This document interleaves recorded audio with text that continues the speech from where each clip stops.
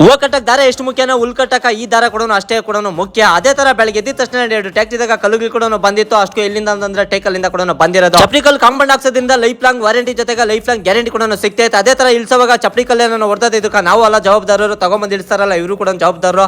ಅದೇ ತರ ಇದ್ರ ಸಂಪೂರ್ಣ ಮಾಹಿತಿ ನಾಳೆ ಕೂಡ ತಿಳಿಸ್ಕೊಡ್ತೀನಿ. ಅದೇ ತರ ಟೈಮ್ ನೋಡಿದ್ರೆ 2 ಗಂಟೆ ಕೂಡ ಆಗಿತ್ತು, ಟ್ಯಾಕ್ಟಿ ಕೂಡ ಬಂದಿತ್ತು. ನನ್ನ ಫ್ರೆಂಡ್ ಇವತ್ತು ಹುಲ್ ಕೂಡ ಕಟ್ಟಬೇಕಾಗಿತ್ತು.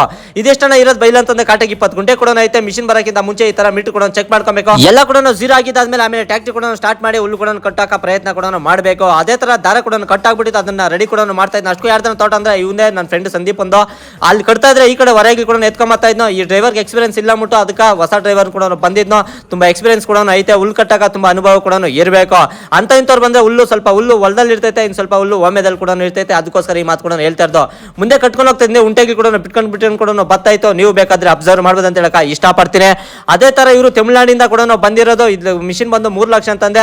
ಟ್ಯಾಕ್ಟಿ ಎಲ್ಲ ಸೇರಿ ಕರೆಕ್ಟ್ 14 ಲಕ್ಷ ಕೂಡ ಆಗ್ತಿದೆ ಅಂತೆ. ನನ್ನ ಫ್ರೆಂಡ್ ಜೊತೆಗೆ ನಾನು ಕೂಡ ಹೊರಗೆ ಎತ್ಕೊಂಡ್ಬಂದು ಒಂದು ಹತ್ರ ಕೂಡ ಹಾಕಿದೆ. ಅಷ್ಟು ಎಷ್ಟು ವರೆನ ಬಿತ್ತಂತಂದ್ರೆ 25 ಕೂಡ ಬಿದ್ದೈತೆ. ಹೊರೆ ಬಂದು 170 ರೂಪಾಯಿ ಕೂಡ ಹೋಗ್ತೈತೆ. ಈ ಮಿಷಿನ್ ಅಲ್ಲಿ ಹುಲ್ಲು ಕರ್ಸೋದ್ರಿಂದ ಪುಡಿ ಹುಲ್ಲು ಕೂಡ ಯಾವುದೇ ತರ ಕೂಡ ಸಿಕ್ಕಲ್ಲ ಮಿಷಿನ್ಗೆ. ಅದಕ್ಕೋಸ್ಕರ ಅದನ್ನ ಕ್ಲೀನ್ ಆಗಿ ಕೂಡ ಬಾಸ್ಕೊಬೇಕಾಗ್ತೈತೆ. ಅದೇ ತರ ಬಿಲ್ಲು ಕೂಡ ಕೊಟ್ಟಿದ್ದು. ಅದೇ ತರ ನಳ್ಳೂರಳ್ಳಿಯಿಂದ ಇಷ್ಟು ಜನ ಕೂಡ ಬಂದಿದ್ರು. ಯಾಕಪ್ಪ ಅಂತಂದ್ರೆ ಇವತ್ತು ಶಿವಣ್ಣ ಅಂತ ಅವ್ರದ್ದು ಬರ್ಡೇ ಕೂಡ ಇತ್ತು, 40 ವರ್ಷನೇದು. ಅದಕ್ಕೋಸ್ಕರ ಇವತ್ತು ಅಲ್ಲೇ ಬಂದು ನನ್ನ ಕಡೆಯಿಂದ ಕೇಕ್ ಕೂಡ ಕಟ್ ಮಾಡಿಸ್ಬೇಕಂತ ಕೂಡ ಹೇಳಿದ್ದು. ನೀವು ಕೊಟ್ಟಿರೋ ಪ್ರೀತಿ ವಿಶ್ವಾಸಕ್ಕೆ ಯಾವತ್ತು ನಾನು ಸದಾ ಚುಣಿಯಾಗಿರ್ತೀನಿ ಅಂತ ಹೇಳಕ ಇಷ್ಟಪಡ್ತೀನಿ. ನಾನು ತೋಟದಲ್ಲಿ ಕೆಲಸ ಮಾಡ್ಕೊಂಡು ಆ ವಿಡಿಯೋಸ್ ನೋಡ್ಕೊಂಡು ಇವತ್ತು ನೀವು 3 ಗಂಟೆ ಕೂಡ ಬಂದಿದ್ರೆ ನಿಮ್ಮ ಪ್ರೀತಿಗೆ ನಾನು ಬೆಲೆ ಕಟ್ಟಕ್ಕೆ ಸಾಧ್ಯ ಇಲ್ಲ ಅಂತ ಹೇಳಕ್ ಇಷ್ಟಪಡ್ತೀನಿ. ಇದನ್ನೆಲ್ಲ ಮಾಡಿ ಮುಗಿಸ್ಕೊಂಡು ಮನೆಗೆ ಬರಕ ರಾತ್ರಿ 9:30 ಆಗಿತ್ತು. 1 ಗಂಟೆ ಏನ್ ಮಾಡ್ತಾ ಅಂತ ನೀವು ಕೇಳಿದ್ರೆ ಪ್ರಶ್ನೆಗೆ ನನ್ನ ಹತ್ರ ಉತ್ತರ ಇಲ್ಲ. ಇವತ್ತು ಕತೆ ಇಷ್ಟು ಸಿಗ್ತೀನಿ ಫ್ರೆಂಡ್ಸ್.